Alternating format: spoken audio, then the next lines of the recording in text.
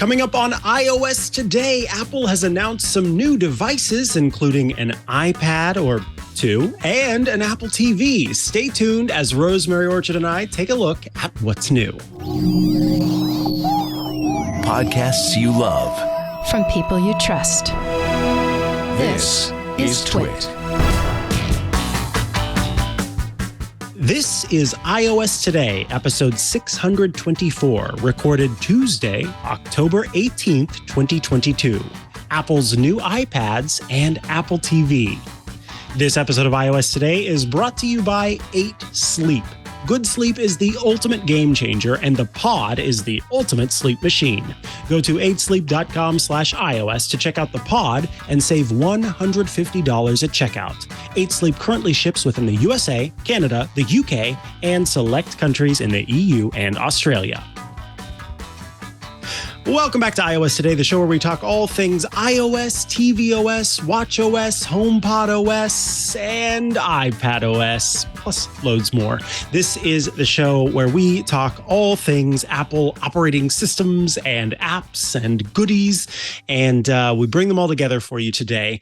Huge shout out to Matthew Casanelli, who subbed in for me last week. Excellent show, and I appreciate it. I am back today. Mikah Sargent is my name, in case you didn't know, and ready to talk about iOS. And who's there on the other side of the camera? Who is that? This would be Rosemary Orchard, who's slightly disappointed that there isn't a new purple iPad. Mikah, what's going on? No purple, no green. Like, what's happened here? Like, you had the green iPhone, I got the purple iPhone. Now we don't get green and purple iPads at the same time. We have to use the iPad mini and the iPad Air that you've got. No. Yeah, it makes no sense. They mentioned these vibrant new colors, and I think, ooh, vibrant. I bet I know what's gonna be included in this. And instead, you get silver, yellow, red, and blue. That was a little bit disappointing because vibrant colors, it's like, oh, so you mean like 6 different colors, right? No. It's 4, and one of them is not a color. It is lack of color. This is something that's been coming for, we had heard at least, it's been rumored for quite some time, that Apple would be introducing new iPads and potentially some new Macs this year. But what was unclear up until a certain point was whether or not Apple was going to have another event to announce these new products. It is clear now that they are not having another event, or at least not for iPads, because the Apple newsroom has received an update with several new announcements for these new products. So let's kick things off, Rosemary, with the new A14 powered iPad. What's going on here? Yeah, so the new iPad is out. It's available in just the 4 colors, as Micah said. The one is a lack of color. To me, I'm just going to say the red looks a little more pink, but the yellow is a really lovely yellow. It's not banana yellow, it's more of a lemon yellow. It's a really nice color. And of course, they've thrown this A14 chip in there, which is great. And it's a 10.9 inch screen. So those of you who've been looking at the iPad Pro but have gone, I can't really justify it, but I'd like just a little bit more screen space than, a 10.5 inch device. Well, you got it. It's right there. And it's the same form factor that we've been seeing for a little while now. It's on the iPad Pros. It's on the iPad Mini. It's those square edges with those round corners that, we're all getting quite familiar with. And they're on our iPhone as well.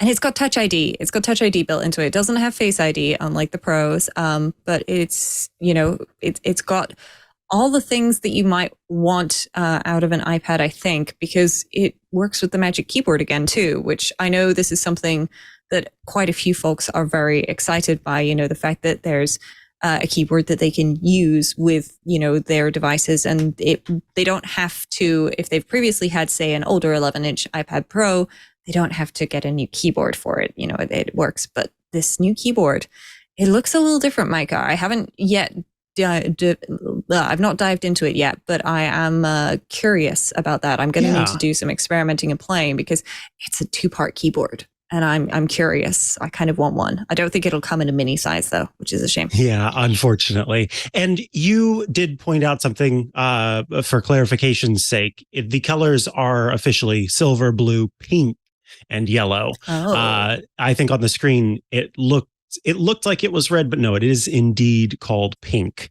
So yes, those are the 4 options that you have there. Now, this, of course, is the replacement for the iPad. And we've got the iPad mini, we've got the iPad, the iPad Air, and the iPad Pro. There are 4 different types of iPads. This is an iPad Air that comes in a beautiful green color, unlike the new iPad. And it's always been the case that the sort of standard iPad with no extra words added to it is the iPad for the masses. It is the sort of most cost-effective iPad, and you can get, and I mean, I think that that is sort of, it bears out that the capacity options that you have for this new iPad are 64 and 256 gigabytes. It's rather small in comparison to what you can get with some of the other iPads. So this is really an option to have an iPad that is relatively small or relatively cost effective in comparison to the others. And I may have been zoning out while you were talking about it, because I'm making sure, as we were recording the show, Apple announced these products right before the show kicked off, and so we're still kind of learning about them ourselves. Did you mention the fact that the camera's in a new place on the front? I did not mention that because that's something that I'd read, but I haven't yet confirmed where it is, because I'm excited. Like, the fact that the camera, so I have a 12.9-inch iPad Pro in my hands. I'm holding it in portrait mode, and the camera's in the center at the top. Except when you put it into a Magic Keyboard, you rotate it landscape, which means that the camera is now in the center of the side. So if you look at somebody in the middle of your screen, you're looking off to one side, and it's just a very weird experience when you're talking to anybody, FaceTime, Zoom, whatever. So I'm glad to hear that. It looks to me like they've now put it in the middle of the top of the iPad. Yes. When it's in landscape mode. They're leaning into the fact that they sell keyboards. Exactly. So yeah, when I have my iPad Pro, it's almost always, and ignore all these fingerprints, it's almost always that I have it in that mode. I have it in a keyboard or in a keyboard case of some sort. So the camera has been moved from the side up to the top middle. And I think that is a great idea for an iPad, because I can't remember the last time I've used the front-facing camera on an iPad to take a selfie or something like that. It's not something that I do very often. So it's okay that we put it there. So in the rare case where I'm using it in portrait mode, it's in a different spot, but I very rarely use my iPad in portrait mode. I think what makes it better is that you can use an iPad in landscape mode and get a lot more on the screen and do a lot more at one time. Now, this, of course, is an A14 Bionic iPad. So it is rocking that A14 chip, which, again, on its own, great improvement, will make for things like center stage possible, where you have the camera able to kind of look at an entire scene and then keep you and that specific subject in frame no matter how you move. That's something that's kind of becoming standard across all of Apple's iPad devices. And then also Wi-Fi 6, so an upgrade to the Wi-Fi that's built in so that it's a little bit faster, and USB-C for the connector so that you can do more. Now, it's important to note, this is strictly USB-C. It is not Thunderbolt. So you won't get those same transfer speeds that you will get with some of Apple's other iPads. But that USB-C connector is great. And again, if you are looking at, I think, a device for a child, a device for a family member who doesn't need, the biggest, bestest, brightest, or just someone who's kind of looking to replace their computer with something that's a little less troublesome in some cases. That is where I think this new iPad, this new standard iPad, can be really nice, particularly if you're using all of Apple's services for online storage and backup. Then that 256 gigabyte model is not so much of a stretch, I think. No. I was looking at my mom's iPad the other day, and she's got a 256 gigabyte iPad, and it's one of the it's a just iPad model, that much I remember, and it's used it like 20 gigabytes, maybe. That's how much storage space has been used on it, which I think is nice. Quite impressive as far as these things go. She just doesn't have that much stuff. Pretty much everything she does is on the web, and so she just doesn't need all that much stuff.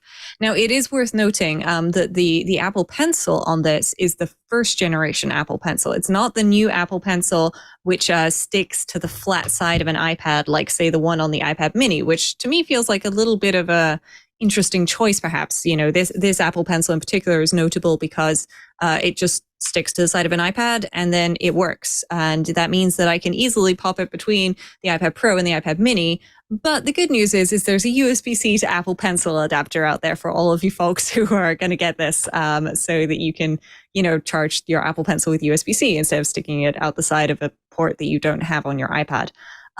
So that's probably a good thing. And I'm also just looking at this in a bit more detail. I'm realizing that the Magic Keyboard that they have for this is different. It's a different kind of Magic Keyboard. It's not unlike the one for the iPad Air, compatible with the iPad Pro. It is a different kind of keyboard using those 3 pins on the bottom of the iPad rather than the 3 pins on the back of the iPad. If I pick up my iPad Pro here, if you ignore the moft sticker, which I use for a stand, then there's 3 little dots over to one side. That's where it connects to that Magic Keyboard. This is not how the new iPad, just iPad, connects. It uses 3 pins on the bottom edge of the iPad, bottom landscape horizontally with the power button in the top left.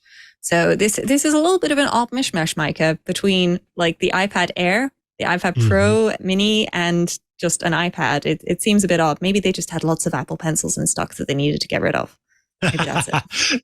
That's probably what it was, for sure. Yeah, it is interesting seeing now Apple's new lineup and kind of where all of these fit. I think that's something that we often do as Apple watchers and consumer tech journalists, is sort of figure out where these different devices fit. And it's often a question that we get, which device is the one that I should be getting? Which one should I purchase?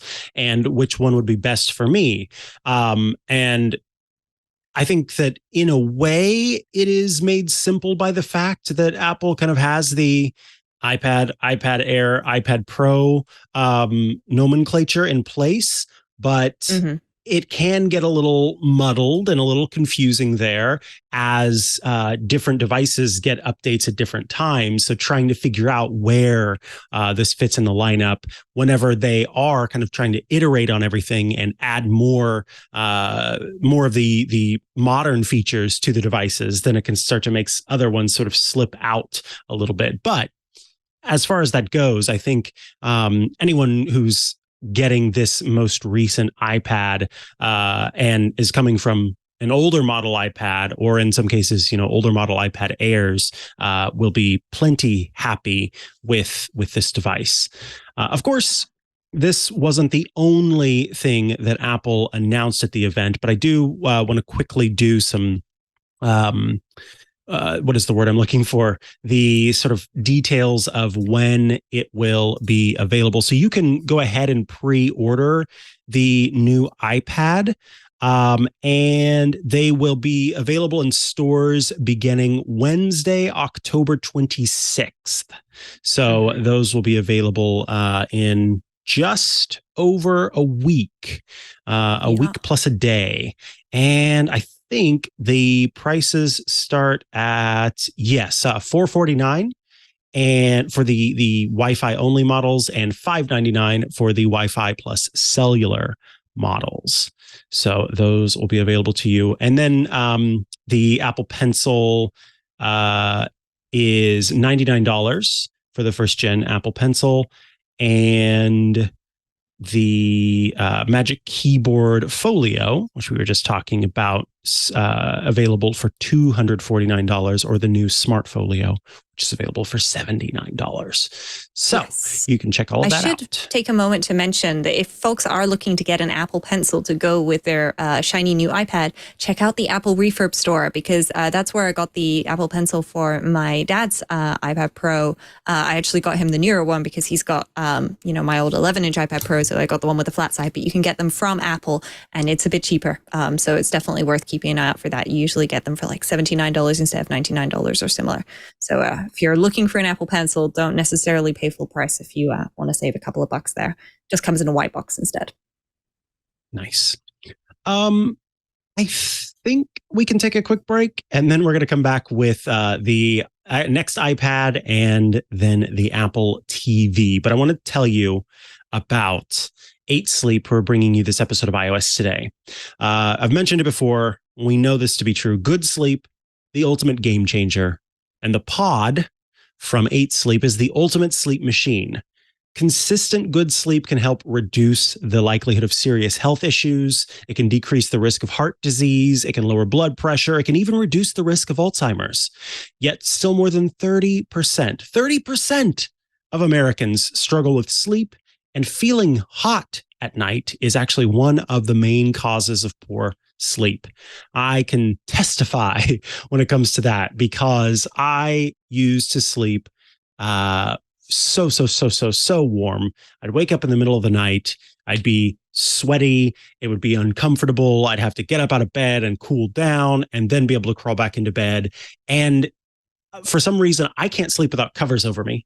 And so I would, crawl back in, crawl under the covers, and then again, getting too hot again. And so finally, 8 Sleep came along with the 8 Sleep pod and changed everything. I'm falling asleep in record time, faster than I've ever fallen asleep before, and staying asleep longer than I usually do because of the 8 Sleep pod.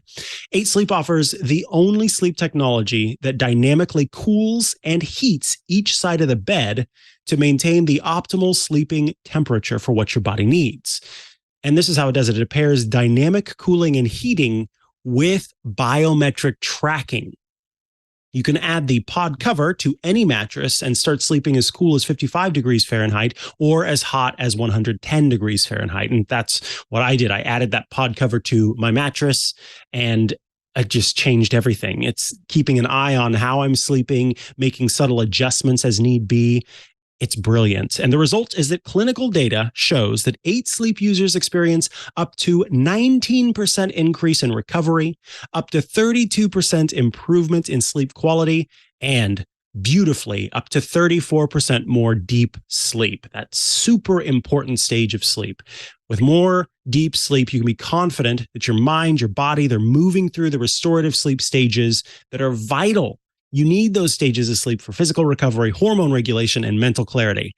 And you want to know what's even better? 8 Sleep recently launched the next generation of the pod. Yes, the new Pod 3 enables more accurate sleep and health tracking with double the amount of sensors, delivering you the best sleep experience on Earth. Pod is not magic, but frankly, it does feel like it. Every time I crawl into bed at night, and it cools it down. You set a time for whenever you're planning on going to bed, so it starts to cool down before you get in. So by the time you get in, or warm up, for those of you who will like to have the bed warm for some ridiculous reason. Anyway, it cools down. I get into bed. It's nice and cool. I fall asleep, and then it's paying attention to how I'm sleeping. It makes those adjustments. It's not magic. That's what they want me to tell you. It's not magic, but I got to tell you, it feels pretty doggone magic. Go to 8sleep.com/iOS to sleep cozy this fall and save $150 at checkout on the pod. 8 Sleep currently ships within the USA, Canada, the UK, and select countries in the EU and Australia. That's 8sleep.com/iOS. Thank you so much, 8 Sleep, for sponsoring this week's episode of iOS Today.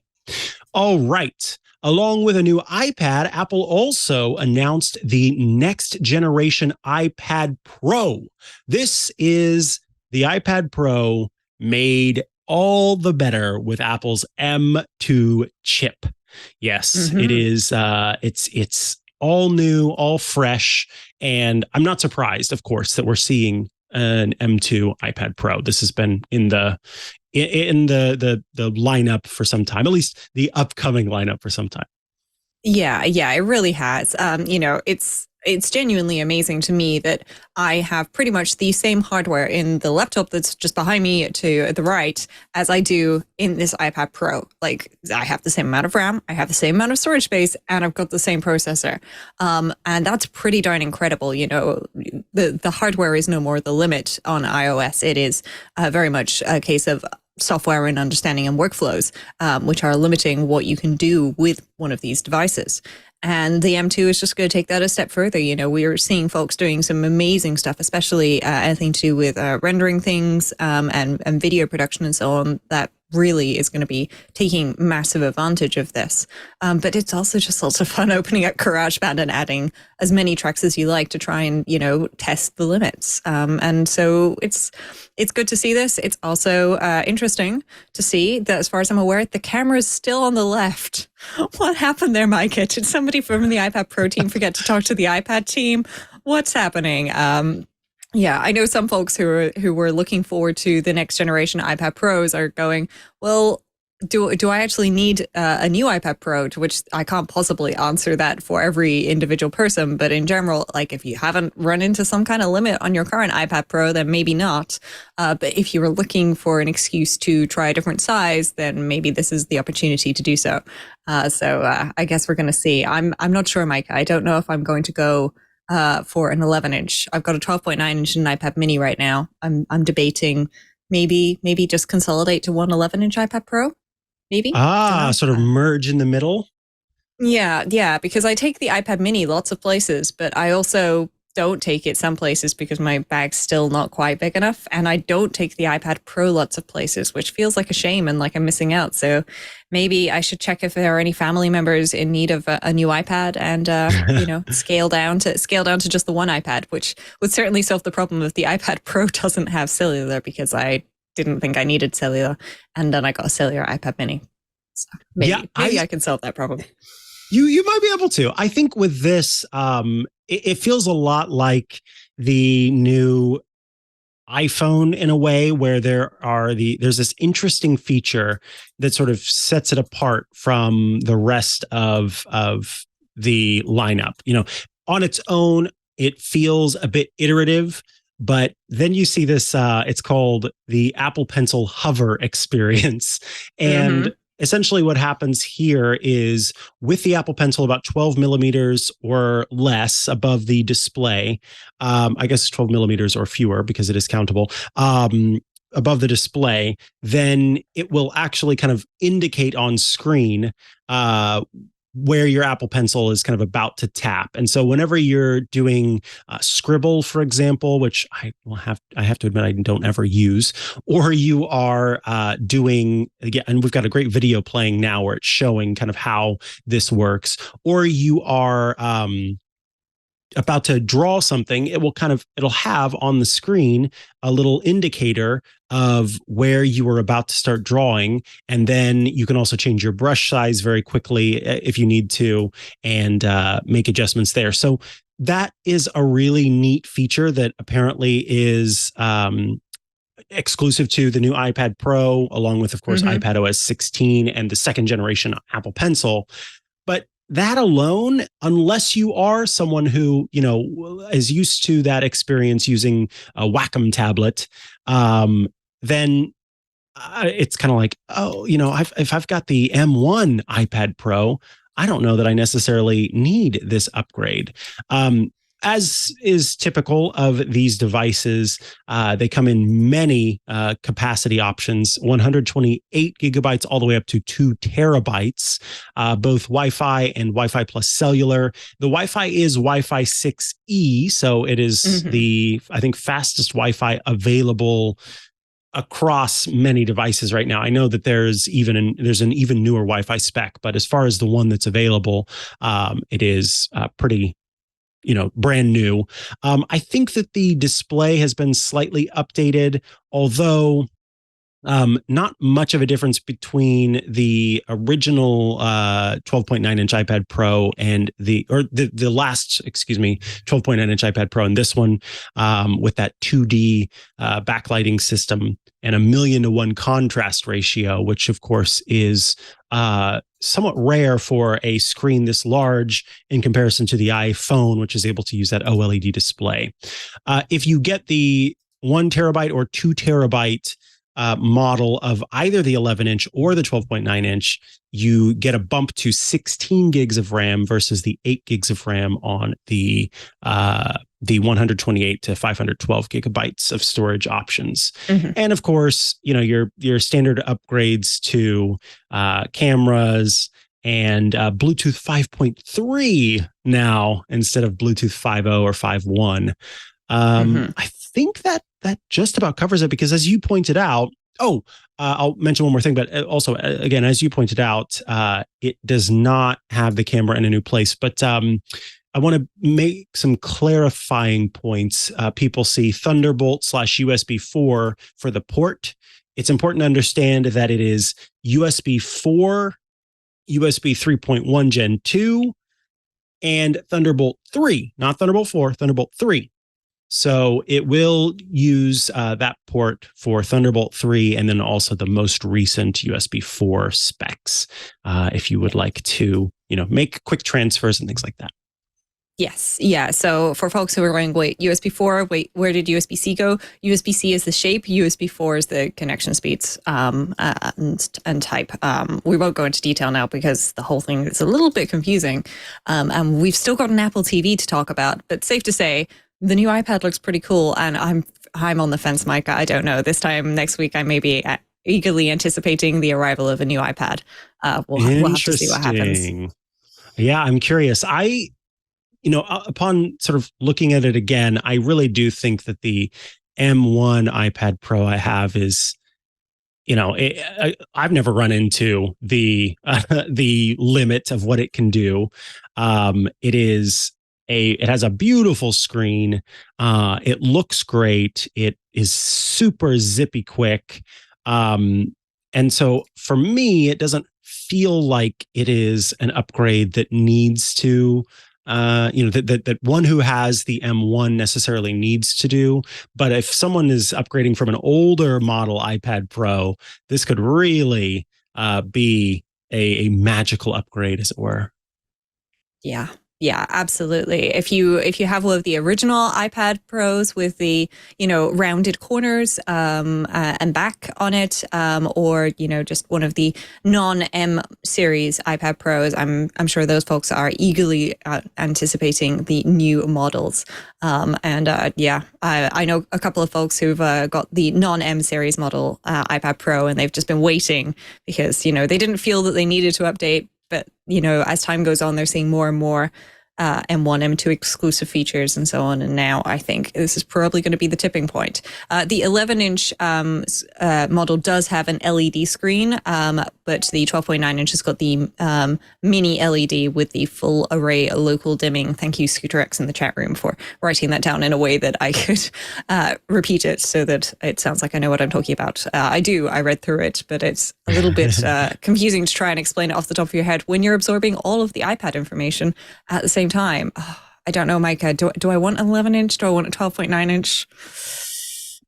Feel free to send in your feedback, folks. Tell me what I should get. I feel like one iPad is a better iPad than two iPads. Obviously more iPads is better, right? But maybe just one iPad that I do everything on is better iPad. Than two iPads that you do half things on. Yeah, exactly. I could see that. Yeah, could be. Yeah. We'll see. And then we'll have to see. Last but not least, Apple has updated the Apple TV 4K. So this is still called the Apple TV 4K, but this, of course, is the next gen Apple TV 4K. This is an Apple TV 4K that has the A15 Bionic chip in it now, along with Dolby Vision, which the former gen Apple TV 4K supported. It also supports HDR10 plus, which is another kind of separate measurement for the high dynamic range content that's available. And it also has now two different options. You've got the standard Apple TV 4K with 64 gigs of storage, and that has Wi-Fi. I believe it's, let me see, Wi-Fi 6. Let me double check here. It is, oh, interesting. They don't, oh yeah, there it is. Wi-Fi 6 with 2x2 MIMO, multiple in, multiple out is what that stands for. And then they've got a new Wi-Fi plus Ethernet model that supports gigabit Ethernet and also has Wi-Fi 6 with 2x2 MIMO. What's interesting for me as a person who is all about the smart home is that the gigabit Ethernet model also includes thread networking support, while the standard one that's 64 gigabytes does not. So that is a bit of a difference between the two. And again, along with that new A15 Bionic chip that's in the new one, you also get a Siri remote that has, instead of Lightning as your charging port, it has USB-C as your charging port. I found some web results. And Siri thought I was talking to it, so it's talking to me on multiple devices here in my office. Whereas on my side, I'm currently attempting, fingers crossed, to put through the payment for the new Apple TV because I bought a new Apple TV 2 weeks ago. So I've already arranged the return of that Apple TV. Nice. And I've got the new one going through right now. It says that it's processing the £169 to Apple. It did this just now and then it stopped, but we'll see what happens. That's so funny because I also ordered a new Apple TV this morning. I don't think I'll be getting any of the other stuff, but the Apple TV 4K with Ethernet, I'm very excited to add to the home, mostly for that additional thread radio that will be added to my HomePod Mini that I have in my office. So my office is on the second floor, or I guess technically the third floor, because the base, the garage is the first floor. So the second floor doesn't currently have a thread radio on it. So I'll be able to add that into the living room and then kind of have a bigger network there. As far as kind of other updates, there aren't a whole lot. This is mostly just a series of tvOS updates that include Siri on the Apple TV getting an update. It's going to look new. It's actual redesign where you'll be able to say like, hey, what should I watch? And you'll get recommendations. And it also looks like it's going to take up less of the screen than it has in the past. So it'll kind of be easier to continue watching or viewing your content in the background with that on the side. And then the press release just kind of points to some of the other things that are also already available in tvOS and through the use of Siri. I also want to say that Apple has specifically called out Matter, which of course is the smart home connectivity standard.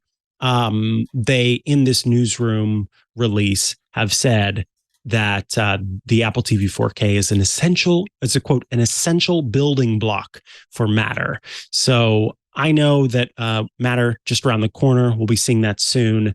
It was, of course, officially released and devices are slowly but surely taking advantage of it. So now with this next gen Apple TV 4K, you've got, again, just a few updates, but I'm excited to have an Ethernet model that supports gigabit Ethernet so that when I plug it in, because it used to be, and I think a lot of folks don't know this, it used to be the case that you had your Wi-Fi option and you had your Ethernet option for the Apple TV. But when you plugged in the Ethernet, in many cases, it was slower than the Wi-Fi you could get because the Wi-Fi radio in the Apple TV was much more upgraded. So people were getting sort of worse performance and didn't realize, because you almost always think, oh, wired is better. But now obviously, it can actually be the case. Yeah. Yes, because that was something that I frequently heard about from folks. They're complaining about HomeKit problems, and there are usually two causes for HomeKit problems, folks. Bad network in your home. If you're still using an Airport Extreme, Airport Express, that time capsule stuff. That's probably one of the reasons, even though it might not seem like it. And the other reason would be like their primary, their HomeKit hub was a wired Apple TV, because wired is better, except for the fact that the Ethernet module was very slow. So actually making it Wi-Fi would probably make it better. If you have both a bad network and, you'd hardwired your Apple TV, you're probably kind of out of luck. Maybe you can just upgrade the Apple TV, or maybe you can take advantage. I got a new Aero in the Amazon sale last week, actually, Mikah, with 6E. So I'm ready for those new iPads. Nice. That's exciting. That's really exciting. The new Apple TV will be available on Friday, November 4th, but you can go ahead and pre-order it, as Rosemary and I both did today. It's $129 for it starts at $129 for the one without Ethernet, and then the one with Ethernet is it $149? I can't see, my eyes can't quite see what that says. So $129 for the Wi-Fi version. Yeah, $149 for Wi-Fi plus Ethernet if you're in the US, of course. Yes. So yes, I think we'll both be getting those soon, and excited to talk about those. Yep. Mine says it's coming November 4th to November 9th. So fingers crossed it'll be here soon. And I should mention that at this moment in time, it looks like pre-orders are still available for launch day, at least over here in the UK. So if you are watching this live or shortly after the show releases and you're thinking, ooh, I'm interested in that, then, go ahead and try and get that in. If not, don't forget the iPadOS, new iPadOS is coming out on October 24th. So that will be out next week, where Mikah and I can talk about all the new features in iPadOS that you can actually get your hands on right away, regardless of which iPad you've got. Yes, thank you for mentioning that. That I think is the most exciting bit of all of this, and it will be interesting to see if we also get Freeform, which of course was the pre-announced app that Apple is working on that will allow for collaboration, kind of using the SharePlay framework. And it's kind of a digital whiteboard space. And Apple said that they would be releasing that sometime this year. I think at last look, it was sometime this year.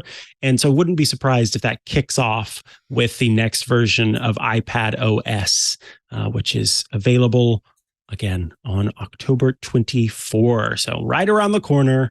I'm looking on the iPadOS page for the app for Freeform to see what the current verbiage is, because they will regularly change it if things need to be updated in terms of when it's supposed to announce. And it says coming later this year still. So we may be seeing it later this year. They said Freeform is a productivity app where you and your collaborators can bring ideas to life, sketch and jot down notes with Apple Pencil, share files and insert web links, documents, video, and audio. And I think it's going to be the perfect way to show off that new M2/iPad Pro enabled pencil magic that they have been talking about. So I wouldn't be surprised again if it launches with iPadOS and the rollout of these next gen iPads. All right. We have done it this morning. We have we just heard the announcement. We got through it. Yeah, we had a plan, and that plan went out the window because sometimes that's how it happens. But we got there in the end with this new stuff. So with that, it's time to move on to some other news. All right, it is time for some non-iPad/Apple TV news. First is an update to the lock screen widgets on iOS 16. Yeah, what's going on here? Google Maps, folks. You wouldn't think that Google were going to be embracing the new iOS features this quickly. They're usually pretty darn slow, but this time somebody on the Apple Maps team or the Google Maps team for Apple products, that's the words I'm looking for, managed to hop on the bandwagon, and they've got iOS 16 lock screen widgets out there. I had all of the fun and games of trying to reboot my iPhone to get the widgets to show up. And for me, I don't think I'm going to need those widgets because I just tend not to really use Google Maps at all. I'm very fortunate where I live. Everything seems to work fine with Apple Maps. But for folks who use Google Maps, it looks like it can show you things like your next destination and other similar things, so that you can then tap it, and just like any other widget will do, it will open the thing that's behind it. So in this case, it'll open Google Maps and take you there, which, if that's what you need, then that's what you've now got. It's also got like finding nearby restaurants and shops and points of interests and similar. So yeah, nice update there. Yes, I can't wait to see the live activities start to make their way into lock screen. That, I think, is where things are going to get uber magical. And I'm looking forward to seeing developers make use of that for sure. And then we are finally seeing some of the new CarPlay stuff. Apple announced recently that it was going to that it had an update for CarPlay, and it was this kind of whole console system that would fill up your car's entire display wherever you kind of have it, and there'd be all these different options.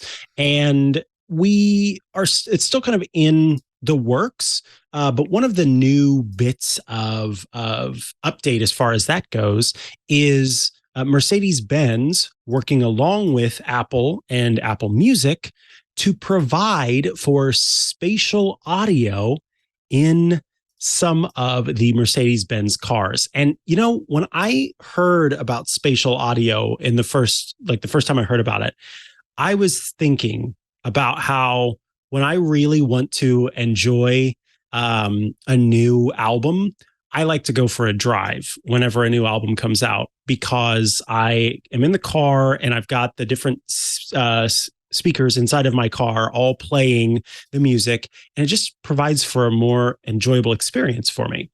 And so when spatial audio was announced, I thought, a great place for that would be the car, because our cars often are built with speakers that are in the front of the car, in the back of the car, sometimes sort of down on the ground, on the car doors, and all over the place. And so they would be a great way for us to be able to kind of have a surround sound spatial experience.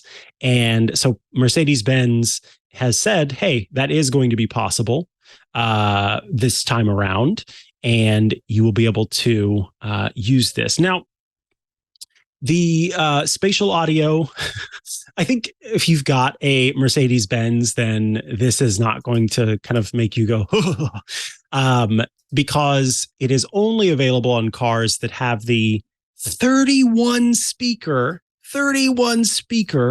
Burmester 3D or 4D sound system.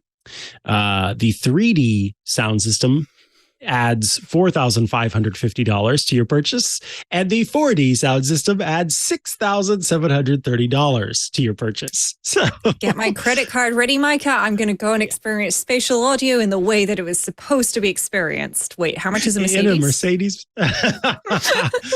NBD. So, yeah. You can, I have a feeling write it off on taxes, right? Totally. That's how business expenses work, isn't it? No, that's not how they work. I'm not about to business expense a Mercedes-Benz, but it is amazing when you're in the car and you're listening to something. Bohemian Rhapsody is a great example of this, and you hear the different sounds from the different side of the car, and it really does sound properly like, you've got part of the chorus over here, part of the chorus over there, and they are, doing what they're supposed to do. You can hear that much more easily in something like that, because cars tend to be fairly well soundproof to get rid of road noise, which helps. So it's certainly worth giving spatial audio a try in your car if your car supports it. If not, maybe just try some AirPods Max in the Apple Store to give it a go if you are interested, but you've never really tried it yet and your devices don't currently support it. It's certainly cheaper than buying a new car. Indeed. And then for folks who have been annoyed by the repeating Clipboard updates so let me give some context here. iOS 16 came out, and there were a few issues with the first version. One of those was what Apple called a bug, where anytime you launched an app and the app was looking at your clipboard to sort of pull text from it, which in many ways is not a nefarious thing. There are lots of apps where for example, an app that works with Reddit, where when you have a Reddit link on your clipboard, then the app can automatically say, hey, I can pop open that link for you. Or a recipe app, where if you've got a recipe app on your clipboard, then it can go, oh, I can automatically convert that into a recipe card for you. So lots of apps make use of let me look at the person's clipboard and give them an option to do something with the link that's on the clipboard, or the photo that's on the clipboard, or whatever it happens to be. Apple added a prompt for these apps so that it says, hey, this app wants to look at your clipboard. Are you okay with that? Lovely. Very good. Should be a thing that can be sort of asked and turned on or off. But in the first iterations of iOS 16 and also iPadOS, although iPadOS 16 is not out yet, but in the betas, when you launched an app, it would ask that, and then you would launch the app again at some point later, and it would ask it again, and it kept happening over and over and over and over again. Very my annoying. favorite one is when you tap, so that the little paste bar would pop up, and you tap the paste, and then it would say this app wants to paste. It's like, no way, wait, it wants to paste. I tapped on a paste button and it wants to paste. Who knew? That's been pretty much resolved, and I'm crossing my fingers that this will be the final piece of the puzzle to iron out the bugs. I've got a couple of apps where I've got widgets on my home screen, and I tap on an icon and it's supposed to paste what's on my clipboard. So I'm very explicitly tapping a paste thing, and it's still having to pop up and go, do you really want to do that? And it's like, yes, I do. That's why I tapped the paste button. So I'm hoping, fingers crossed, that this iPad and iOS 16.1 feature will finally solve that bit, because I just don't want some apps to ask for permission anymore. Like, I trust them. I trust Christiane, the maker of Apollo. I trust the folks at Parcel, and I trust Agile Tortoise from Drafts to just paste what I want when I actually intended them to paste it. So crossing my fingers, we'll get this sorted out soon enough. Yeah, because in the next beta, we're seeing now, as everything else, whenever you give access to photos, whenever you give access to the local network, whenever you give access to Bluetooth, there is a setting in the privacy section of the of iOS in the settings app that has those authorizations logged. It's each one of the apps where you've said, yes, you can see my location. Yes, you can see this or that.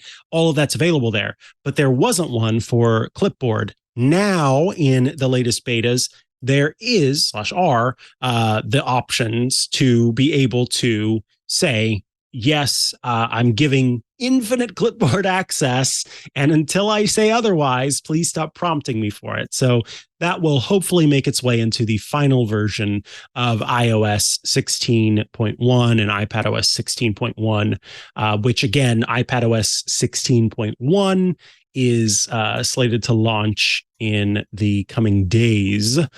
So I wouldn't be surprised if we see the launch of iOS as well, or the update to iOS as well, and that it has this new feature in it that kind of solves things for us.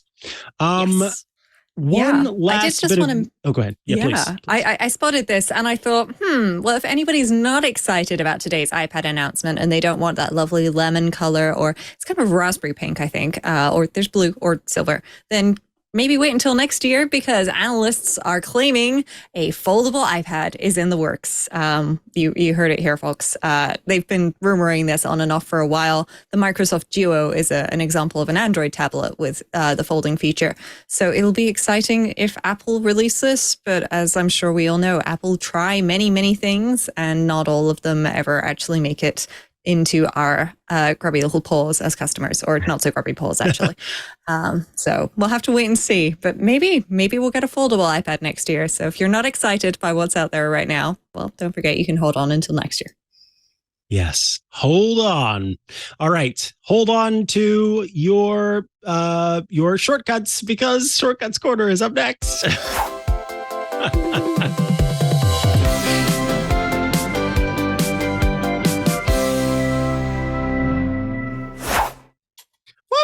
Welcome to Shortcuts Corner, the part of the show where you write in with your Shortcuts Corner requests, and Rosemary Orchard, the shortcuts expert, provides a response. The first one comes in from Clement, who writes, "Hi, Mikah and Rose. Greetings from Hong Kong. Love your show, and I look forward to it every week." Oh, thanks. Not sure if it's possible, but I would like to see if there is any way to have a shortcut that sets up a geofence reminder quickly so that I get prompted when I leave an area. The reason that I want this is that we have a system here to check in and out of public places as part of contact tracing for COVID-19, and I want to be reminded to do that whenever I leave a place wherever I am. This can be restaurants, cinemas, or other places. I have looked into it, and it seems that I can do it with automation, but it's cumbersome to set up every time since it is not from a fixed location like home or work. Thanks in advance for your help. Cheers. Clement. Okay, this is interesting. Basically, I need a way to quickly say, set up a bubble around me, and when I leave this bubble, buzz me so that I can do the thing that I need to do. Is this possible? Yes. Yes, it is. And a great example of this is reminders. You can say, hey, hey, Apple lady, obviously substituting the right name there, remind me to do XYZ when I leave. But I looked into doing reminders. And the problem is you can't have reminders like open a specific app or run a shortcut or anything like that. And I thought that there's got to be a better way to do this. And then I remembered that I am on the pushcut team and we have this feature built into the app. So I thought I would quickly show Clement how that works. But before I do that, I just wanted to show people how you can do location-based stuff with automations because it's not entirely automated. And that's quite important to know. So in the automations tab, what you can do is you can tap on the plus, you can create a personal automation, and then you can say leave, and then you can choose a location and tap just current location, and that would be it. And then you need to do whatever it was that you wanted to do. But the problem with that is you have to set this up every single time. And as you saw there, folks, I tapped current location and tapped done, and it didn't save it. So it's not great. But fortunately, I put on my hat and I checked and looked and found that you can use Pushcut to send yourself a notification, which then the action from that notification can do something like run a shortcut, open an app, whichever. It could open a URL if you wanted. And you can set that up really easily. All you need are two actions: the get current location. So you need to get your location, and then you need to set up either the show notification or the send notification action so that you can actually, have a particular notification appear.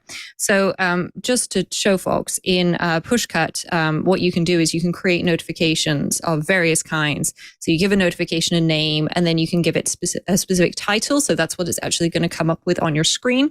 And then you can give it some more text as well. And you can add actions, and you can set a default action as well. So you can just run a shortcut that will open an app, for example, or if you've got the URL scheme for the app, you can pop that into the URL section. Fingers crossed that your app supports that properly. It doesn't always, but that's something you should be able to do. So something that I set up earlier today was an iOS Today demo where it'll pop up and say leaving the location. And if I tap on the test notification, I've actually hidden Pushcut that you'll see here.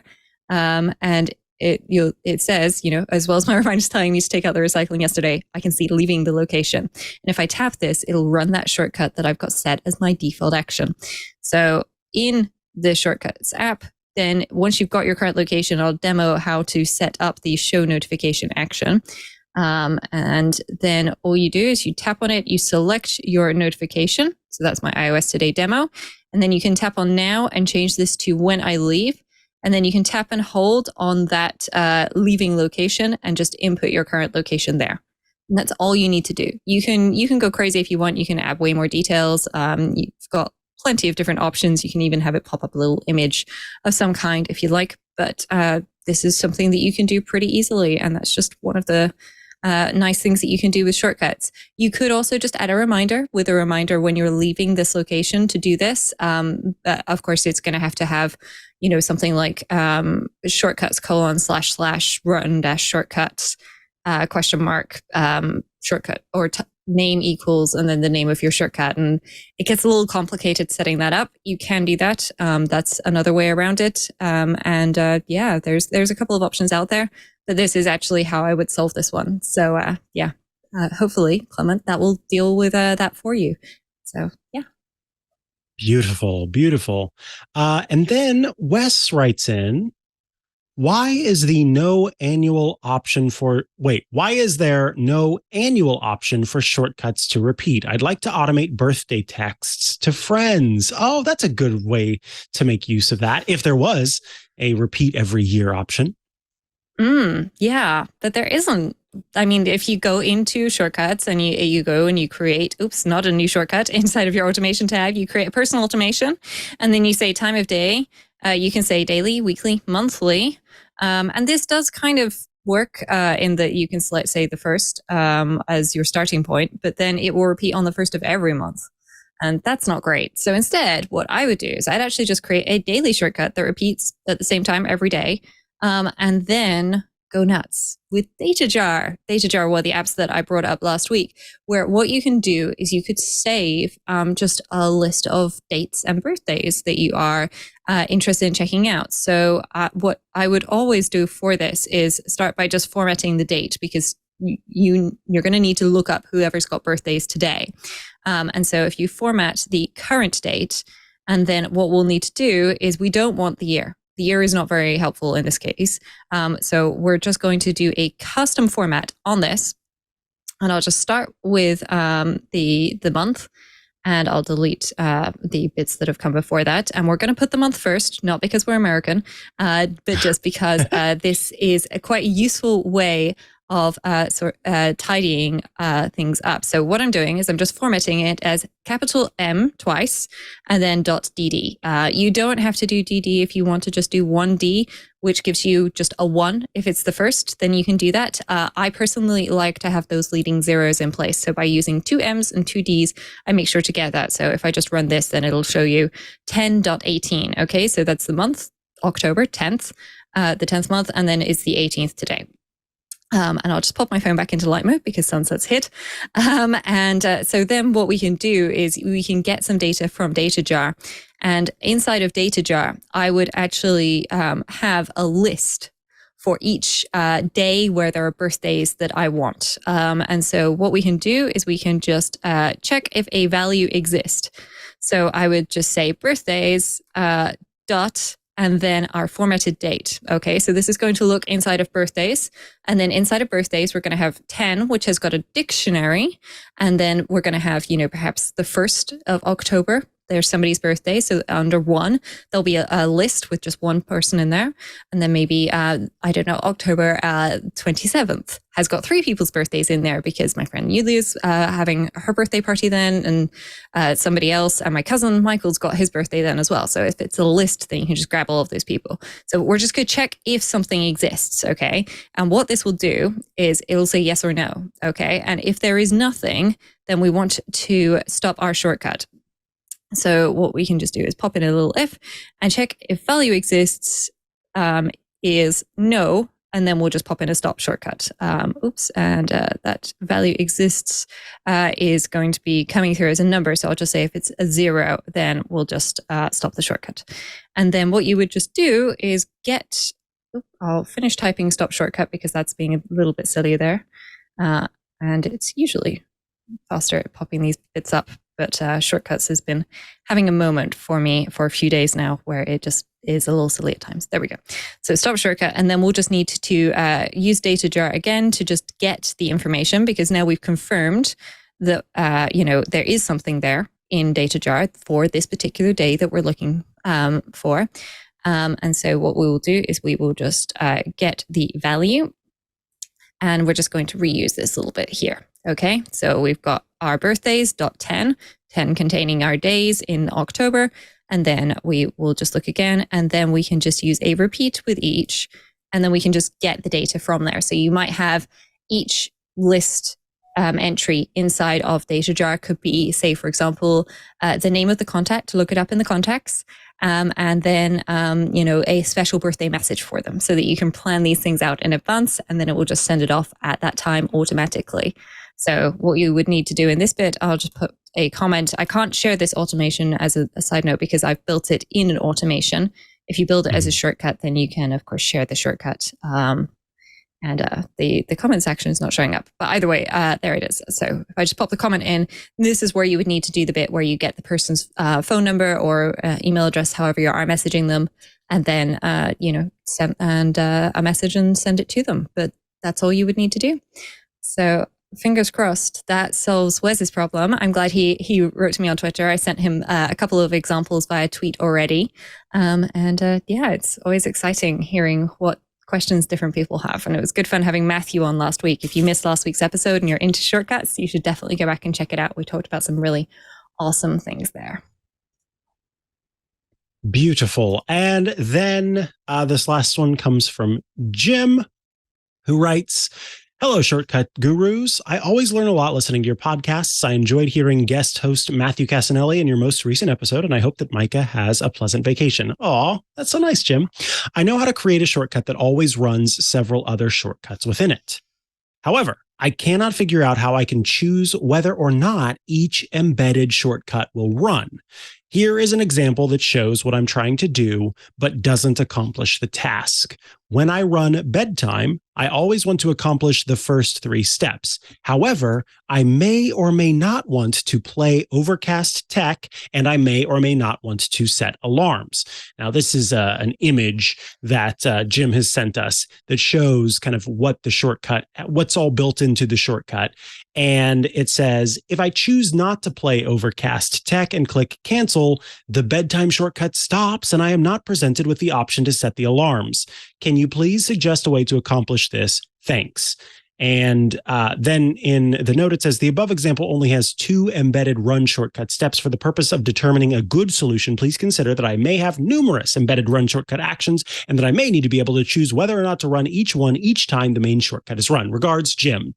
So an example of this, basically, you have a Rube Goldberg machine. You put the marble onto the track, and every time you want the first 3 things to happen, it goes down the ramp, it spins around in a circle, and it drops on the back of a race car that races it across the room. But from there, I can either continue where the dog picks it up and puts it in the bowl, and then the other dog picks it up and puts it back on the track.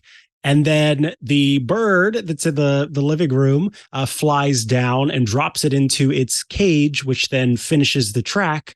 Or maybe I don't want the dogs involved this time. I just want the bird to pick it up and drop it into the cage and then finish the rest of the Rube Goldberg machine. So is there a way to say, yes, run this dog shortcut and this dog shortcut, or no, I want to skip these 2 and just have the bird finish up the Rube Goldberg? Yes. And so what Jim has actually done here is something that seems very logical, because you can have an alert show up in shortcuts and it can have a cancel button. So, hey, I'm going to do this thing, tap cancel if you don't want to do it. The problem with cancel, of course, is it cancels the whole shortcut, not just the bit that you want. So there's 2 different ways of solving your problem, Jim, because the thing that occurs to me is if you've got multiple things that you possibly want to run, you don't necessarily want to have to tap yes for every single one. Maybe you just want all of them selected. But what you can do if you just want yes or no options for every one is just a simple menu. Okay. And so then you would have the name of your shortcut in the menu. You'd have yes or no for each one, and then you can just run the shortcut. Now, of course, there's a way that you can improve this a little bit more to start with. So in the shortcuts actions for shortcuts, because that's not at all confusing. What you can do is you can actually get your shortcuts. And if these shortcuts all happen to be in the same folder, they've all got the same emoji in the name or similar, then it's very easy to get those. And it's just taking a moment. So I'll just try finding this manually, which is a little bit slower, but should be, there we go. So you can get my shortcuts. Okay, so what you could do is you could get all of your shortcuts. Seems a little bit like overkill, but if, for example, all of your potential bedtime shortcuts are in the same folder, then you can actually put them in a folder for, say, bedtime shortcuts. I'll pick my focus mode one. And then what you would do for this, if it's just as simple as this, is just do a simple repeat with each, okay? And so what we're going to do, we're taking all the shortcuts from our focus mode and we're just going to go over each of those, and fingers crossed the action that I'm looking for is going to show up.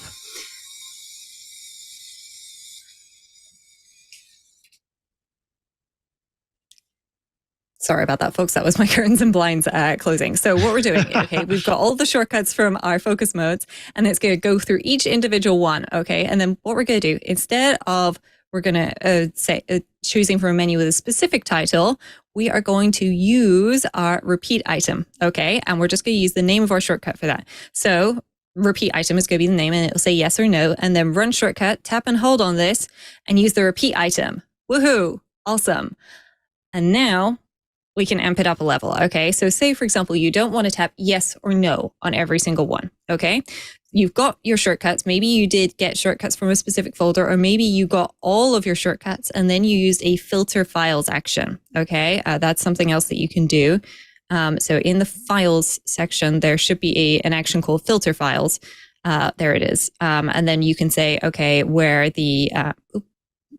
went into the wrong place, where you can say, okay, so I'm going to filter my shortcuts because all these shortcuts are kind of filed anyway. And you can say name contains, and then maybe, I don't know, you put a special emoji in there so that all of the shortcuts that you potentially want to run in this one have got a certain emoji in the name.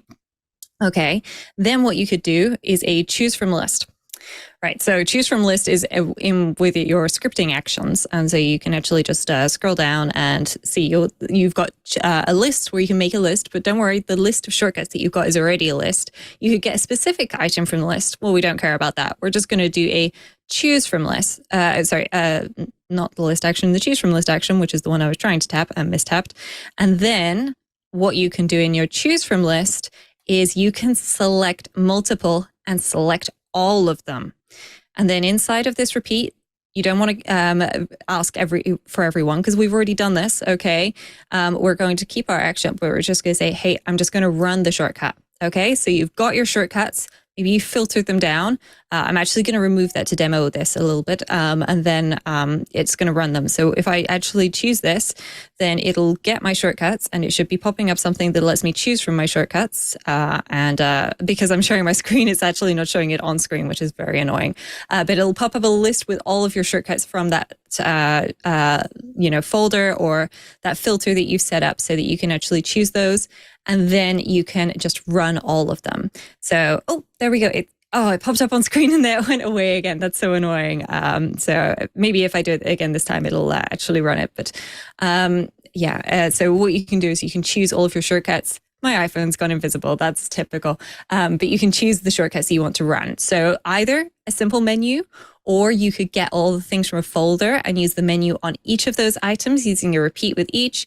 Or you can just get things from a folder and use a choose from list action with an optional filter files beforehand to maybe just pick out the ones that you definitely want in that list.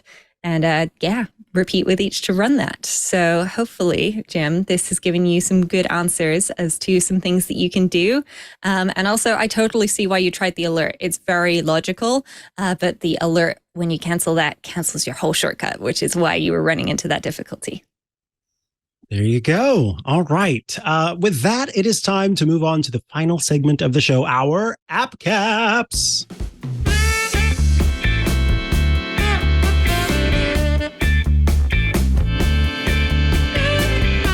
This is the part of the show where we wear caps atop our head. Caps are hat coverings atop our heads to honor our app or gadget picks of the week. The apps or gadgets we are using now or may have been using for some time that we think are awesome and want to share with all of you. With that, let us get into it. Rosemary Orchard, tell us about the beautiful cap atop your head, and then tell us about your app or gadget pick of the week. Well, the hat atop my head is slightly Audrey Hepburn inspired. I may have been watching Breakfast at Tiffany's again, Mikah, planning out my Halloween costume. And so it's just a large black hat. It's surprisingly warm, actually. It's got a little bow on the back and it's got a little band around it. It's very simple, very effective, and exceptionally dramatic, which, of course, is very appropriate for the end of iOS today, where we get to talk about a new or fun app that we've picked. And the one that I want to call out for today is Citator, because who doesn't love having a couple of quotes stored on their device ready to go? So I actually had this all set up, and then I've removed everything because I like just setting this up, and so I'll add all of my quotes back later. But Citator is basically a place for you to collect quotes so that you can use them again whenever you like. So you can create a quote and you can enter your text, and it's even got a nice little prompt. You know that double tap feature where if you double tap, just like the paste buttons there's also a scan feature so that you can actually scan something in. And if I had some text on my desk, then, you can do that. And so it's prompting you about that. So what you could do is you can go ahead and you can pop in one of your quotes. And I'm just going to try using my universal clipboard because I've got it here on my Mac screen. If I tap paste, bingo, Universal Clipboard has nailed it. Flying is how you throw yourself at the ground. Flying is learning how to throw yourself at the ground and miss. And that is a quote from, not Rosemary Orchard, from Douglas Adams. Nice try, iPhone. So there we go. So you can pop that in. You can put in a specific date that this has happened at. You'll see it even went and found a picture of Douglas Adams for me. Yes, that's a picture of Douglas Adams, the author of Hitchhiker's Guide to the Galaxy. And you can also say where you found this quote. And then you can just save it. And then you get like this lovely little, imagery of what this quote looks like. If you tap into it, then you've got, the picture of the person. And if you tap on their name, then it actually takes you to the Wikipedia page for that person, assuming that person has a Wikipedia page. And then you can also share. And what I really like is you can share your quote as an image or as text or both, because of course, if you're sharing this as an image, especially if you're sharing it on Twitter or something, you need to make sure that alt text is correct so that people who are not able to look at that image or who are just using something else so that they can't look at that image can actually read the text. So if you do share as an image, as a side note, it is a nice little pretty option that comes up. And this is just a very simple little app. It's got widgets. And of course, I will note it does have shortcut support. So if you pop into shortcuts and then tap into the apps section, then it was showing up here earlier today. And now, of course, shortcuts is being a little silly. But it's a simple app. Widgets, lock screen widgets, quotes. It's simple. It's effective. I love it. So it's free. Check it out. And also check out Matthias's other apps, Yoink and Transload, which are lovely apps to help make your life easier. He's got some other things as well, but Yoink and Transloader are my two other favorites. Yes, those are both awesome apps that I have both of those. So I'm going to have to get this one. The app that I want to talk about today, I saw it in the App Store the other day called Hydra 2 AI Camera. And Apple had featured it, and I thought, I'm going to check this out and see what it's all about. It is a camera app, but it makes use of some AI stuff to kind of process images that you take. And so it has a whole bunch of different options. There's, of course, the normal version, which is going to have the ability to access the different cameras. But it also has, and I love this too, the quad pixel, so that you can make use of all 48 megapixels that you have on, if you've got a newer iPhone. It also supports an HDR mode. So let me take a photo here and we'll do it with HDR enabled. And when I hit this button, it actually says, we'll say hold still, because depending on which version you use, it actually takes multiple photos and then combines them to make the final version of the photo. So I can make adjustments to the tone mapping for HDR. So in this case, look at how look at the beautiful tone mapping on this, how much compression is done. I can swipe through and change, exposure if I want to. So I'm going to kind of take a little bit of exposure out of this and perhaps boost to the shadows so we can see those letters a little, those numbers a little bit better. It's got highlight recovery as well. We'll bring down the brightness a tad and bump the clarity because I like to have that nice, rich, sharp look to it. And then bump the vibrancy as well. And then I have this beautiful photo of some dice. And you can see that it'll actually kind of render it as you are going. So I'll tap done to save that. But there are some other options as well. There's low light mode, so that if you are taking a photo in low light, then it can make adjustments to the photo as needed. Macro, which is great because it will help you to take a macro photo, and it does it in such a way that you can get closer than you might be able to using the standard macro on the iPhone. So I'm going to take this photo, and you'll see aim at a fixed point and hold. And so that, I aimed it at the dice in the middle, and then it can make some adjustments there to properly take the photo. I'm going to delete that one because it did have my my finger there at the bottom. I'm going to get super close to this, and then we will take that photo and hold. And again, while it's doing that, it's taking multiple photos to try to combine those. So you can always redo it if you feel like, in this case, I think that it sort of overexposed things a little bit. So we'll delete that one. And then there's also zoom and high res as well. So you can take a high resolution image of up to 110 megapixels. Yes, this is, of course, a digital version as opposed to taking the direct megapixels off the lens, but you can do the 48 megapixels direct. And each of these corresponds again to kind of the basic features, but up in the top left, you've got automatic and manual controls. So you can make changes to the focus, the exposure, and the white balance. And of course, make changes to the zoom that you have. I'll switch that back to auto. And then of course, you've got options to change the flash that's there as well. It has zebra settings, so you can see what is, whether there's highlight that's sort of clipping or shadows that are clipping. And I love too that it's got all of these different options for how a file is stored. So you can do the high efficiency image format, or you can do JPEG. I've got it so that it captures both a JPEG and an HEIC photo. And then whenever you're processing, there are all these different options as well.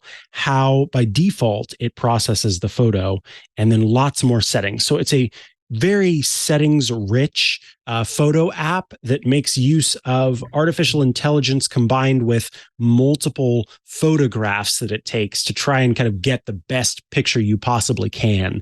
And for that, I think it's a really cool app that, despite the kind of, sometimes whenever I see these apps in the App Store that have really long names, because if you look in the App Store, the listing is Hydra 2, and then it's got the angle bracket, and then it says AI camera, and then in parentheses it says RAW/HDR parentheses. So it's this really long name, Hydra 2 AI camera RAW HDR. And sometimes I feel I get a little weary of those apps because they tend to be kind of spam apps that are really trying to get found instead of just being found because they're good apps that kind of have made their way through word of mouth. This app was not that. It is not a spam app. It is not a scam app or anything like that. It is a really powerful app that I've been very impressed with and have used to take some low light photos that are a lot of fun. And as I said, the macro photography I think is pretty cool with this app. So really kind of changed it up to the game that the iPhone 14 camera already has. That kind of made it even more magical. So that is Hydra 2. It's available to download for free. There are some in-app purchases. You kind of get to try everything out. And then if you want to pay for it, then you're able to get the rest of the features. They've got a monthly and yearly subscription, and they also have kind of a one-time $12 purchase that will get you the whole kit and caboodle. I think it's like for 1 year of updates, and the subscription, of course, will just continue to give you the updates. So as I always say, pay your developers. They deserve it. They make great apps, and I think that this is one of those great apps that's been made. Thank you all. Oh, and by the way, the cap atop my head, it's one I've been wearing the whole time, so it was no shock. Sort of a military style hat, brown or tan, I guess. And yeah, that's that on that. Ready to blend in the desert. Yes, exactly. I'll head over to Nevada or Nevada, as people from Nevada always tell me. Don't pronounce it Nevada. Anyway, thank you all for tuning in to this episode of iOS Today. If you have questions, feedback, concerns, etc., you can send those to iostoday@twit.tv, iostoday@twit.tv. That is a great place to get in touch with us, but I've got another place to get in touch, and I'll mention that in a moment. We record the show live every Tuesday at around about 12 p.m. Eastern, 9 a.m. Pacific, which is 1600 UTC. So you can watch the show live as we record it by going to twit.tv/live. There, you will be able to follow along as we do the show. But you can always watch it later in its sort of, cleaned up, knitted up, beautifully put together capacity by going to twit.tv/iOS and subscribing or following the show. We've got links to the places where you can subscribe or, again, follow: Apple Podcasts, Google Podcasts, Spotify, YouTube, etc., and both audio and video versions. So if you are an audio listener, you can subscribe that way. If you like to watch along as we are doing the show, then you can subscribe that way as well. If you would like to get all of our shows, including this one, iOS Today, ad-free, well, you should check out Club Twit. For $7 a month, I got to tell you, it just keeps getting better and better. $7 a month gets you every single Twit show ad-free. So you'll get all the content, no breaks in between, and you'll get access to the Twit Plus bonus feed that has extra content you won't find anywhere else. Behind the scenes, before the show, after the show, shenanigans, and everything in between, and access to the members-only Discord server. That is the other place I was talking about earlier, where you can share your thoughts, feedback, suggestions for future episodes of iOS Today, and a great place to ask questions that you have that may or may not make their way into the show. $7 a month, $84 a year, twit.tv/clubtwit, and it doesn't stop there. As I said, it keeps getting better because you're also going to get access to exclusive shows, including the Untitled Linux Show, which is a great show all about Linux, the Hands on Windows Show, which is Paul Thurrott's Windows show, where he gives you tips and tricks and everything in between about Windows, and my show, Hands on Mac.